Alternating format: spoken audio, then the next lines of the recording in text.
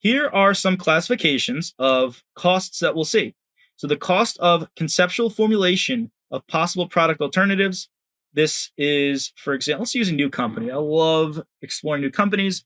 Let's say we are a pool company, and let's say we make pools, we install them, and maybe we have a new alternative of material that we can use to build the pools out of that will make them more durable. Well, that is going to be R&D expense. Purchasing a copyright. Let's say we are a medical device manufacturing company. Kind of thinking of what's the Pursuit of Happiness? Great, wonderful movie with Will Smith. Great movie. So he was selling medical devices. Now, the company that owns the copyright to those medical devices, that's an intangible asset. So not an expense, an asset. This one, it's kind of funny. Research and development costs are R&D expense. Just the general term for R&D costs. I mean, that's pretty straightforward. Long-term receivables. This is going to be a long-term investment. So not accounts receivable is within a year, generally. So long-term receivables are going to be a long-term investment.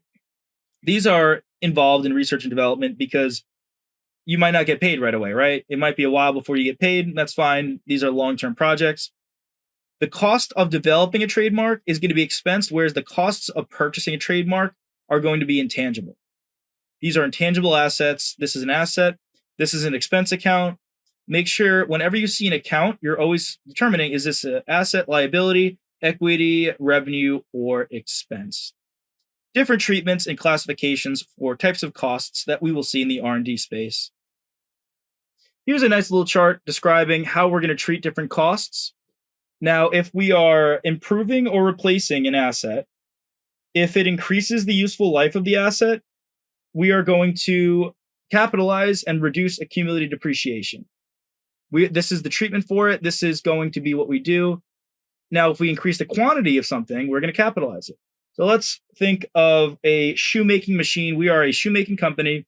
The machine increases the quantity of machines or of the producing shoes. Like we can make more shoes with it. We're going to capitalize that cost.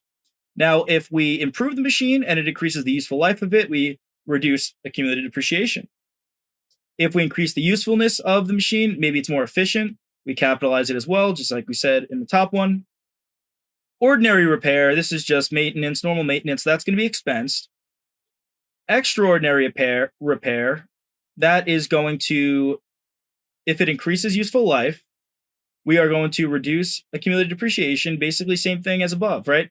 What this is saying is that normal ordinary repair is expensed, but whether it's an improvement or replacement or an extraordinary repair, if it increases the life, we reduce accumulated depreciation.